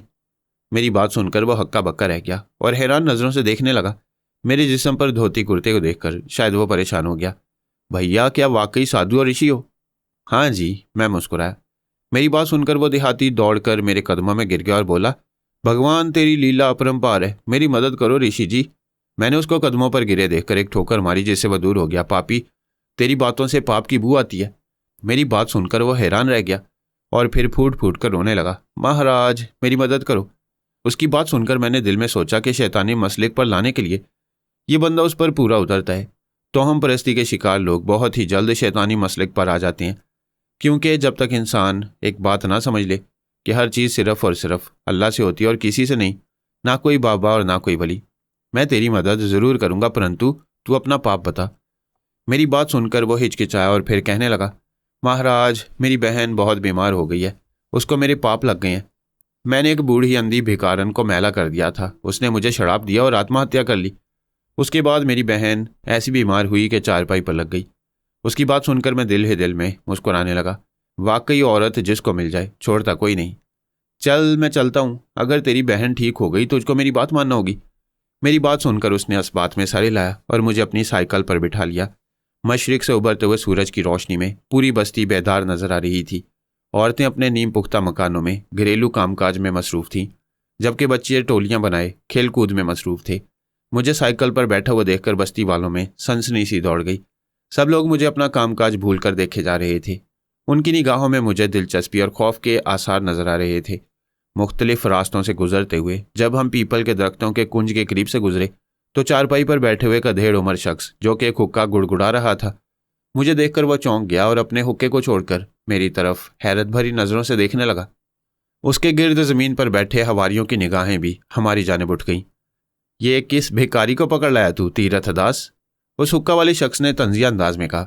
उसकी बात सुनकर उसके दूसरे हवारी कहकहा लगाने लगे। उसकी बात सुनकर तीरथ दास के चेहरे पर लजाजत के आसार नमूदार हुए और फिर दूसरे ही पल वो हाथ जोड़कर बोला, माई बाप ठाकुर साहब, ये बड़े पहुंचे हुए ऋषि महाराज हैं। ऋषि की बात सुनकर ठाकुर और उसके हवारी कहकहा लगाने लगे। इस तरह उसको हंसता देखकर मेरा खून खौलने लगा। ठाकुर, तुमको हमारा अपमान करने का कोई हक नहीं है। मेरी बात सुनकर ठाकुर फिर हंस पड़ा और बोला, बच्चू, अपमान उसका होता है जिसका कोई मान हो। तू टके का भंगी। इतनी बेइज्जती होती देखकर मेरे बदन में खून की जगह आतिश फिशां दहकने लगा। मुझे अपनी आंखें खून उगलती हुई महसूस हुई। ठाकुर, अगर तुमने 5 मिनट में मुझसे मुआफ़ी ना मांगी तो अच्छा नहीं होगा। मेरी बात सुनकर वो सारे हंसने लगे। क्षमा, और तुझसे जा मुँह धोकर आ। ठाकुर ने मज़का खेज अंदाज में जवाब दिया। अब तो मेरे सब्र का पैमाना लबरेज हो गया। मैंने आंखें बंद कर लीं। अचानक ही मेरा जिस्म गर्म होने लगा। मुझे ऐसा लगा कि जिस्म में लावा गर्दिश करने लगा। मैंने सोचा ही था। दूसरे पल मैंने आंखें खोल दी। अब तुम सारे फिजा में मौलिक हो जाओगे। आज पूरा दिन कोई तुमको हवा से उतार नहीं सकेगा। मैंने एक एक लफ्ज़ ठहर ठहर कर अदा किया। दूसरे ही लम्हे मेरी और तीरथ दास दोनों की आंखें खुल गईं, क्योंकि ठाकुर और उसके हवारी कई फुट फिजा में बुलंद हो गए थे। खौफ और दहशत से उनकी चीखें निकल गईं। उसी लम्हे मैंने कुंज से 8-10 लोगों को बरामद होते देखा। उनके हाथों में राइफलें और तलवारें थीं। उन्होंने अपने साथियों को देखा, वो चिल्लाकर मेरी तरफ बढ़े थे। तीरथ दास डर कर पीछे हट गया। उन चारों ने मुझे घेर लिया। मैंने सोचा कि इनसे जिस्मानी कुव्वतों में मुकाबला करना चाहिए। जैसे उनमें से एक मेरी जाने बढ़ा, मैंने आगे बढ़कर उसकी तलवार छीन ली और बाएं तरफ झुकाई देकर एक भरपूर लात उसके पेट पर जड़ दी। लात के लगते उसका पेट यूं फट गया जैसे मैंने किसी तरबूज को अपने पैरों तले दबा लिया हो। इसके बाद फिर किसी को मुहिम जुई की हिम्मत न हुई। तीरथ दास की आंखों में मैंने अपने लिए अकीदतों के दरिया मौजन देखे थे। अब हम दोनों वहां से चल पड़े थे। तीरथ दास मुझे अकीदत से देख रहा था। महाराज, ये कब तक लटका रहेगा? कल तक। थोड़ी देर के बाद हम लोग दोनों झोंपड़ी के पास पहुंच गए। झोंपड़ी के बाहर 2-3 भैंसें खूंटे से बंधी हुई थीं। मुझे आता देखकर वो बुरी तरह से बिदकने लगी थीं। वो मुझे सीधा लेकर झोंपड़ी के अंदर दाखिल हो गया। सामने चारपाई पर एक लड़की नीम बेहोशी के आलम में पड़ी थी। उसके चेहरे पर बेपनाह जर्दी छाई थी। उस लड़की को देखकर मेरे मुंह में पानी आ गया। मेरी सारी हैवानी जिबिल्लतें जाग गईं। वो काफ़ी भरे भरे जिस्म की लड़की थी। तीरथ दास मेरे पैरों पर गिर गया। भगवान के लिए मेरी बहन को बचा लो महाराज। उसकी बात सुनकर मैंने बगौर लड़की का मुआयना किया तो मुझे एहसास हुआ कि लड़की के चेहरे पर हद दर्जा जर्दी खंडी हुई है। मुझे पहली नज़र में अंदाज़ा हो गया कि इस लड़की पर कोई आसेब मुसल्लत है। तेरी बहन कहाँ गई थी? महाराज, पुरानी बावली के पास बेहोश पाई गई थी। उसकी बात सुनकर मैं सोच में पड़ गया। ज़रूर पुरानी बावली के पास से उस पर कोई चीज़ मुसल्लत हुई थी। खैर, अब मुझे उस बावली पर ही जाकर देखना था। तुम्हारी बहन ठीक हो जाएगी, लेकिन इस वक्त हमें आराम की ज़रूरत है। हम रात को तुम्हारे साथ उस बावली पर चलेंगे। तीरथ दास ने फ़ौरन अपनी झोंपड़ी के बराबर वाली झोंपड़ी मेरे लिए खाली करवा दी और मैंने खाना खाकर थोड़ी देर के लिए सोने के लिए लेट गया। काफ़ी थका हुआ था, इसलिए जल्द ही लेट गया। न जाने कितनी देर सोया होऊंगा कि गैर ज़रूरी किस्म के शोर को सुनकर मेरी आंख खुल गई। मैं जैसे ही बाहर निकला तो शाम का वक्त था। सूरज अभी गरूब नहीं हुआ था। झोंपड़ी के बाहर बहुत से लोग जमा थे। गालिबन उन सब ने ठाकुर का हाल देख लिया था। हर कोई ऋषि मनी साधु समझकर मेरे दर्शन को आना चाहता था। बाहर बहुत से लोग जमा थे, मर्द और औरतें। बहुत सी औरतों को देखकर मेरे मुंह में पानी आ गया। वो सारे साहिल थे। इन सारे लोगों को अपने मसलिक पर लाना मेरा काम था। तीरथ राम को मैंने अंदर बुलाया और पूछा, ये सब क्या है? तो जवाब में वो बोला कि महाराज, ये बड़े ही दुखी लोग हैं। इनकी मदद करना आपका फ़र्ज़ है। खैर, मैंने इनकी परेशानियों को कल पर रखा। आज ही रात मुझे तीरथ दास का काम करना था। मैंने तीरथ दास को बुलाया और कहा, मैं तुम्हारी बहन को इस आसेब से निजात दिला दूंगा, मगर तुमको मेरा एक कहा मानना होगा। क्या महाराज? ये मैं तुमको कल बताऊंगा। उसी रात मैं तीरथ दास के साथ पुरानी बावली की तरफ चल पड़ा। आसमान पर पूरा चांद रोशन था, मौसम सुहाना और खुशगवार था। मैं आहिस्ता आहिस्ता चलता हुआ हिंदुओं की पुरानी बावली की तरफ जा रहा था। पुरानी बावली एक शमशान घाट के अंदर वाक़ थी। शमशान घाट के मुतल्लिक तीरथ दास ने मुझे बताया कि आसेबज़दा है। शमशान घाट की आसेबज़दगी की कहानी भी बड़ी अजीबोगरीब थी। तीरथ दास ने जो मुझे कहानी बताई उसके मुताबिक कहा जाता है, हिंदुस्तान पर जब अंग्रेज़ों की हुकूमत थी तो इस शमशान के चंडाल ने मुजाहिदीन से गद्दारी करने वाले एक ऐसे इंसान को पनाह दी थी जिसको अंग्रेज़ों ने मुजाहिदीन के रूप में उनकी सफ़ों में दाखिल किया था। उसकी मुखबरी की वजह से 200 आज़ादी के मतवाले अपनी जान से हाथ धो बैठे थे। वो गद्दार क्रांतिकारी वहां से भाग निकला और छुपने के लिए इस शमशान घाट में दाखिल हो गया। कहा जाता है कि उस गद्दार को शमशान घाट के चंडाल गोपी चंद की बेटी पसंद आ गई। अपनी हवस की आग में उसने उसको जलाने की कसम खा ली। एक रोज़ जब वो चंडाल दोपहर के वक्त घर में नहीं था तो उसने मौके का फ़ायदा उठाकर उस लड़की को बर्बाद करना चाहा। लड़की अपनी इज्जत बचाकर उस बावली की सिमत भागी। लड़की की किस्मत अच्छी थी, उसी पल वो चंडाल वहां गया। उन दोनों के दरमियान खूब लड़ाई हुई और चंडाल ने उस गद्दार को मारकर कुएं में फेंक दिया। इसके 2 दिन बाद चंडाल और उसकी बेटी मुर्दा हालत में पाए गए। जब से यह शमशान आसेबज़दा हो गया, कोई कहता है चंडाल की रूह यहाँ भटकती है और कोई कहता है कि उस गद्दार की रूह। गर्ज जितने मुंह उतनी बातें। पुरस्रार वाकयात के बाद लोगों ने गांव के बाहर एक दूसरा शमशान घाट बना लिया था। मैं यही सोच रहा था कि तीरथ दास की बहन इस शमशान घाट में लेने क्या गई थी, लेकिन मुझे उसकी कोई परवाह नहीं थी। मैं जानता था कि मैं उसको बचा सकता हूँ। हम दोनों साइकिल पर थे। मैंने तीरथ दास की बहन के थोड़े से बाल काट कर अपने साथ रख लिए। जैसे ही मैं शमशान घाट के अंदर पहुंचा, मुझे फौरन ही अंदाजा हो गया कि यह घाट आसेबी है। तीरथ दास तो खौफ से कांपने लगा था। महाराज, यहाँ आत्माएं रहती हैं। कुछ नहीं होगा, चलो अंदर। मैं शमशान का लकड़ी का टूटा हुआ दरवाज़ा खोलकर अंदर दाखिल हो गया। मेरे मजबूर करने पर तीरथ दास भी मेरे साथ ही अंदर दाखिल हो गया। अंदर दाखिल होते ही मैंने एक बात खास तौर पर महसूस की थी कि शमशान में गैर ज़रूरी खामोशी और सन्नाटा तारी है। शैतान का पुजारी होने के सबब मैं अंधेरे में देख पाने के काबिल था। हवा के तेज झक्कड़ शमशान की वहशतनाक हौलनाक फिजा को और भी हौलनाक बना रहे थे। शमशान में जगह जगह जली हुई राख के ढेर थे। मैं उस बावली को तलाश कर रहा था जिसका आसेब तीरथ दास की बहन पर सवार था। जल्दी मुझे वह बावली नजर आ गई जो कि एक पुराने पेड़ के नीचे छुपी हुई थी।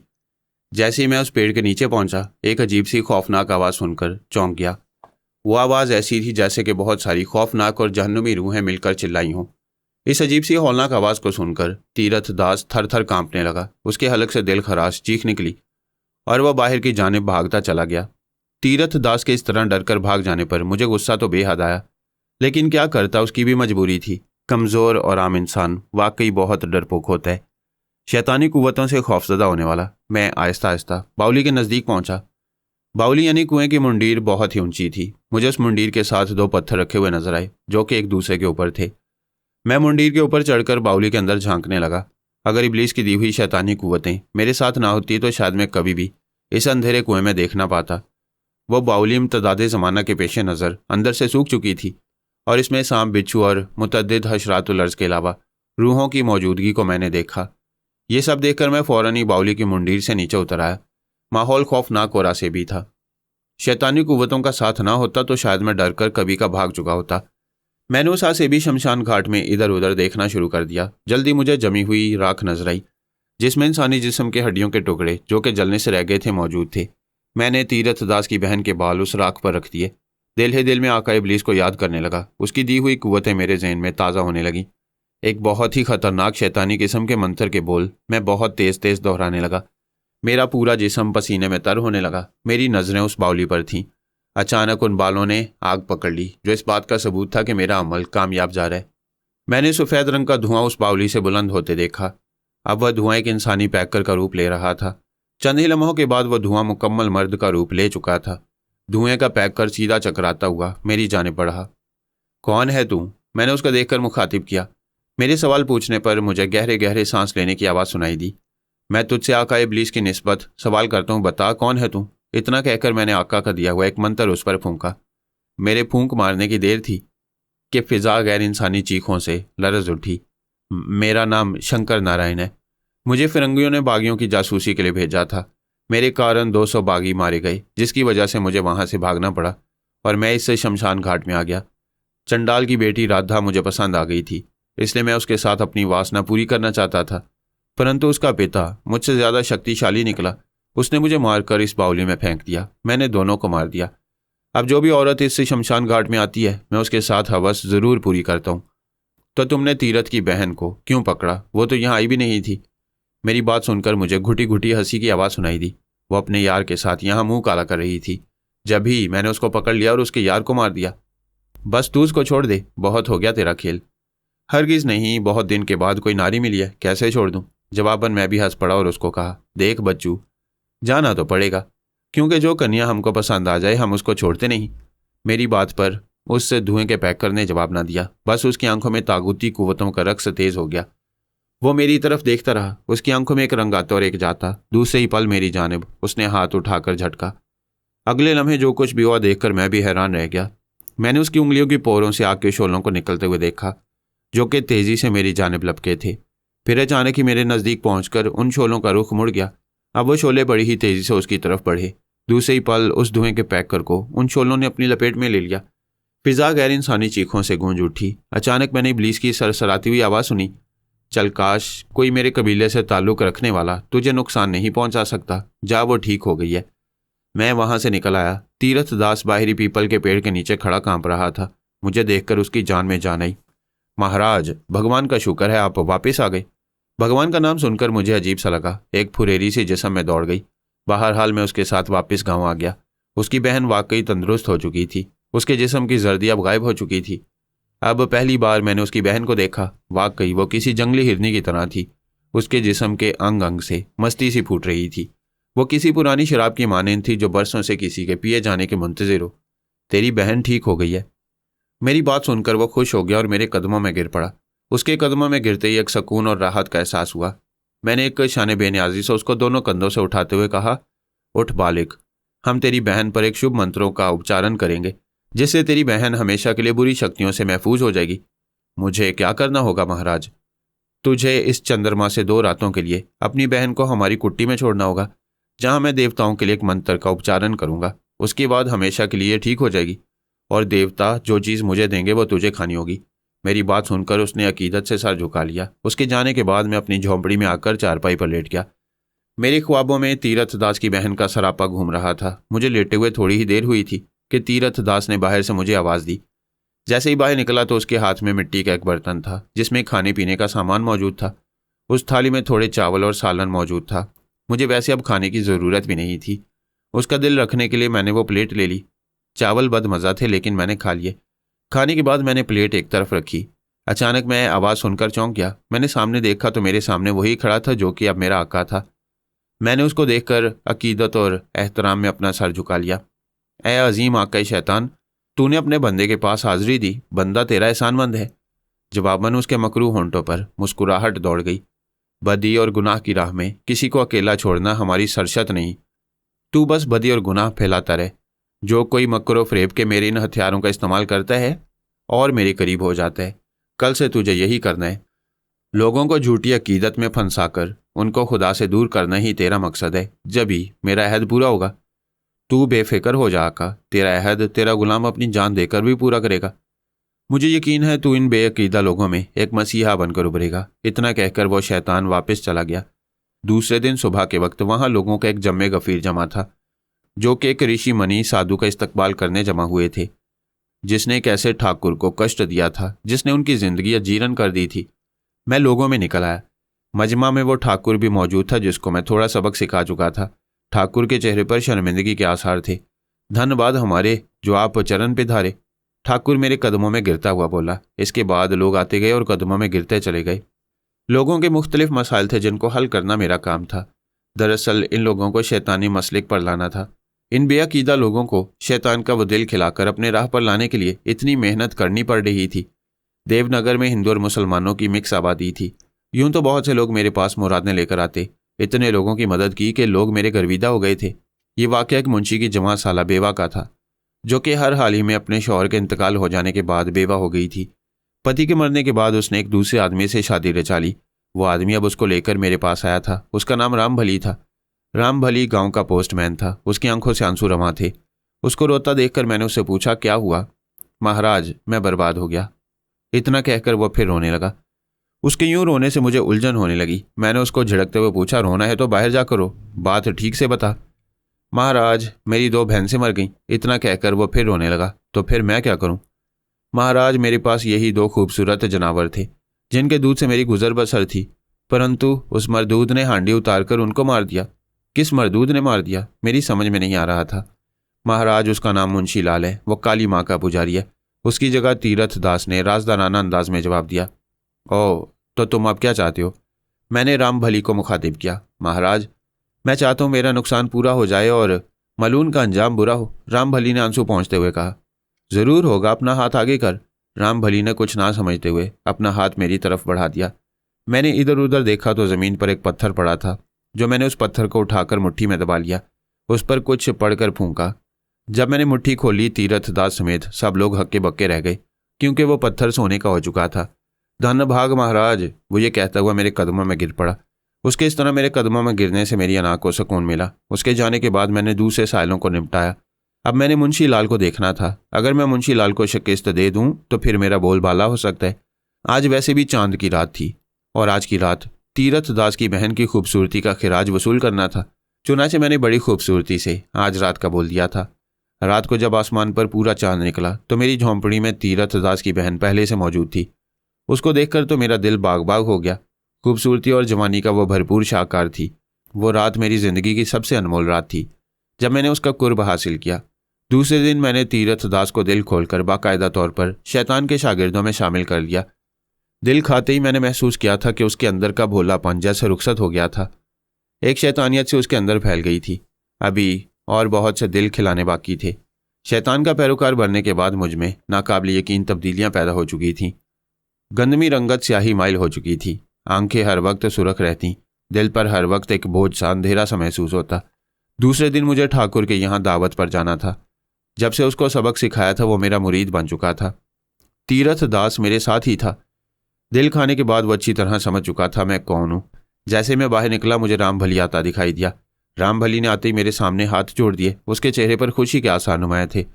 सरकार, वो पत्थर मैंने बेच दिया। साहूकार ने मुझे इतनी रकम देने का वादा किया है कि मैं 10 भैंसें और खरीद सकता हूँ। उसकी बात सुनकर मैं मुस्कुरा दिया और जाने लगा। वो फिर बोला, महाराज, मुंशी लाल को पता लग चुका है, वो आपसे बदला लेगा। लेने दो, हम भी किसी से कम है क्या? मैंने मुस्कुराते हुए जवाब दिया।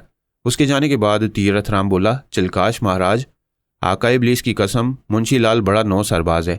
वो सबको सताता है और लोगों से डराकर पैसे भी वसूल करता है। तुझको कैसे पता? महाराज, वो 2-4 बार मुझे भी डराकर पैसे ले चुका है। कुछ जानता है बस। अब मैं आ गया हूं और मेरे रहते उसकी दाल नहीं गलेगी। आका इब्लीस की कसम, रत्ना को अगर आप देख लो एक बार महाराज, तो आपका दिल भी पसलियां तोड़कर बाहर आ जाएगा। बड़ी ही जोरदार किस्म की औरत है। उसने बाएं आंख दबाकर बड़े बाजारी अंदाज में कहा। कौन है रत्ना? मैंने हैरत से पूछा। महाराज, मुंशी लाल की बेटी है। तीरथ दास के मुंह से उस औरत की इतनी तारीफ सुनकर एक दफ़ा मेरा दिल भी चाहने लगा था कि उसको देखूं वो है कैसी। जब से मैं शैतान का पुजारी बना था उसके बाद मेरे दिल से रहम हमदर्दी के सारे एहसासात निकल गए थे। औरत मेरे लिए सिर्फ एक खिलौना ही था और कुछ नहीं। आज मैं जिस हाल में हूँ अपने गुनाहों के सबब हूँ। एक अल्लाह को छोड़कर मैंने सिर्फ शैतान की पूजा की, जिसकी वजह से मेरे जिस्म का सारा गोश्त तक गल रहा है और मैं सिर्फ मौत का मुंतज़िर हूँ। खैर, मैं दास्तान की तरफ वापस आता हूँ। क्या वो बहुत ही खूबसूरत है? मैंने इश्तियाक भरे लहजे में पूछा। जवाबन वह मुस्कुरा दिया। मैं तीरथ दास के हमरा ठाकुर के डेरे पर पहुंचा तो ठाकुर ने मेरी आओ भगत में कोई कसर न छोड़ी। मेहमान खाना में एक से एक खाने हमारे लिए तैयार थे। खाने के बाद शराब का दौर चला तो इत्तफाकन मेरी नज़र उसकी नौकरानी नाजी पर पड़ी। नौकरानी को देखकर मैं हैरान रह गया। वाकई इस बस्ती की औरतें काफ़ी भरे हुए पुरकशिश जिस्म की थीं। मैंने उसको तारीफी नज़रों से देखते हुए पूछा, ये कौन है? महाराज, इसका नाम रत्ना है। ठाकुर नशे में झूमता हुआ बोला। रत्ना का नाम सुनकर मुझे तीरथ दास की बात याद आ गई। गालिबन ये उसी मुंशी लाल की बेटी थी। अच्छी है। मेरी बात सुनकर वह मुस्कुरा दिया। महाराज, ये मुंशी लाल की बेटी है, हवेली में काम करती है। ठाकुर का लहजा अजीब सा था। मैंने आगे बढ़कर उसका हाथ पकड़ लिया। मेरा हाथ पकड़ना शायद उसको पसंद न आया। उसने बड़े गुस्से से मेरा हाथ छुड़ाया और उसकी वहशतज़दा आंखें अंगारे बरसाने लगी। उसका ये अंदाज मुझे पसंद आया था।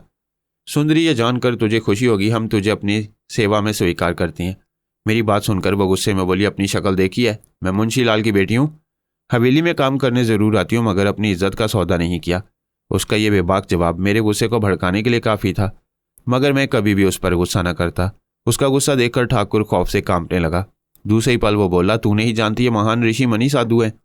उसकी बात सुनकर उसने दाना हाथ अपनी कमर में रखा और बोली, ये साधु नहीं, ढोंगी है। महान ऋषि मनी औरतों की इज्जत नहीं लूटते। वैसे भी मैं मुंशी लाल की बेटी हूँ, जो काली का महान सेवक है। उसके लहजे में एक अजीब तरह का गुरूर था।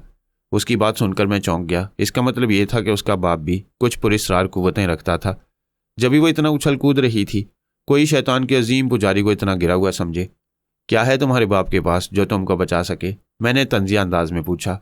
वो काली का महान पुजारी है, उसने खौफजदा होकर जवाब दिया। काली का महान पुजारी? मैं हंस पड़ा। इतना कहकर मैंने उसका हाथ पकड़ लिया। हाथ पकड़ते ही वो बुरी तरह मचली थी। एक तो शराब का नशा और दूसरा मैं शैतान का पुजारी। मैंने उसके हाथ को सख्ती से पकड़कर अपनी सिमत खींचा। मेरे खींचने पर वो नाजुक बदन लड़की सीधी मेरी तरफ आई थी। शराब के नशे में मुझे वो और ज्यादा शोला बदन मालूम हो रही थी। उसकी आंखों से जाहिर होने वाला गुस्सा मेरे नशे को और ज्यादा तेज कर रहा था।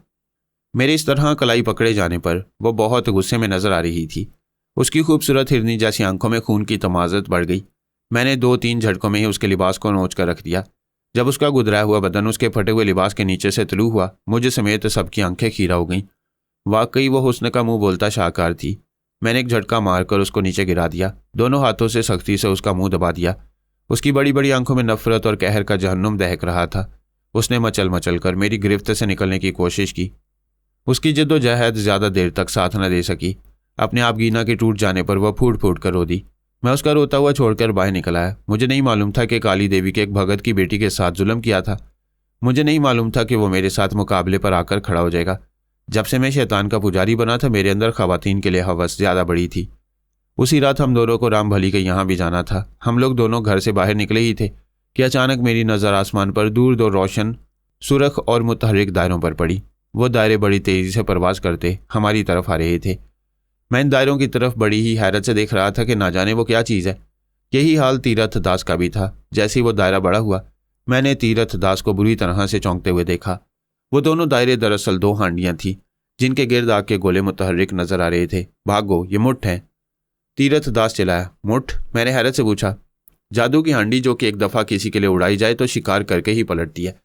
अभी तीरथ दास के मुंह में ये अल्फाज थे कि जादू की हांडी जन करके तीरथ दास के सीने से टकराई। तीरथ दास के हलक से कराह निकली और वो उसी जगह जमीन पर गिर पड़ा। दूसरी हांडी मेरी सिमत बढ़ रही थी। इससे कबल कि वो मेरे सीने से टकराती, मैंने आका इब्लीस का नाम लिया तो वो हांडी उसी जगह रुककर फिजा में तैरने लगी। चंद लम्हे तक तैरने के बाद वापस पलटी और नामालूम सिमत की तरफ रवाना हो गई। मैं तेजी से तीरथ दास की तरफ लपका। रात के अंधेरे में मैंने अच्छी तरह से देख लिया था। तीरथ दास का जिस्म जगह जगह से जल चुका था। अब वो आखिरी सांसें ले रहा था। शैतान के पुजारी को यूं मरता देखकर मेरा दिल कांप उठा। अभी मैं सोच ही रहा था कि अचानक मैंने एक अजीब सी आवाज़ सुनी, जैसे किसी कार का इंजन जाग गया हो। उस आवाज़ को मैं पहचानता था। मैं चौंक कर मुड़ा तो शैतान मेरी तरफ हकारत भरी नज़रों से देख रहा था। सख्त नादानियाँ हो रही हैं तुझसे, वो गुस्से भरे लहजे में बोला। माफ़ कर दो आका, मैंने कांपते हुए कहा। मेरे एक पुजारी की मौत मेरा सबसे बड़ा नुकसान है। खैर, तेरी पहली गलती है इसलिए माफ़ किया। नवाजिश आका, मैंने फरते मुसर्रत से जवाब दिया। ये काम मुंशी लाल का है। तूने उसकी बेटी को खराब किया था। इसका बदला लेने के लिए उसने मुठ उड़ाई थी, मगर वह भूल गया कि उसके सामने मैं हूँ। उस हांडी ने उल्टा उसकी अपनी बेटी को ही शिकार बना दिया। तीरथ दास को इसलिए मरने दिया ताकि मुंशी लाल मेरा पुजारी बने। उसकी काली कुव्वतें बदी फैलाने में बहुत काम आएंगी। आका की बात का मैंने कोई जवाब नहीं दिया। कुछ ही लम्हे गुजरे होंगे कि शैतान ने तीरथ दास के मुर्दा सीने में हाथ डालकर उसका दिल बाहर निकाल लिया। ये वही दिल था जो मैंने उसको खिलाया था। दिल जैसे ही शैतान के हाथ में आया तो किसी शोले की तरह भड़क उठा। शैतान ने वो दिल मेरे हाथ में दे दिया। मैंने थिरकते हुए दिल को उठाकर जेब में रख लिया। जेब में आते ही वो दिल पुरसुकून हो गया। तीरथ दास की लाश मैंने वहीं पड़ी रहने दी और वापस अपनी झोंपड़ी में आ गया।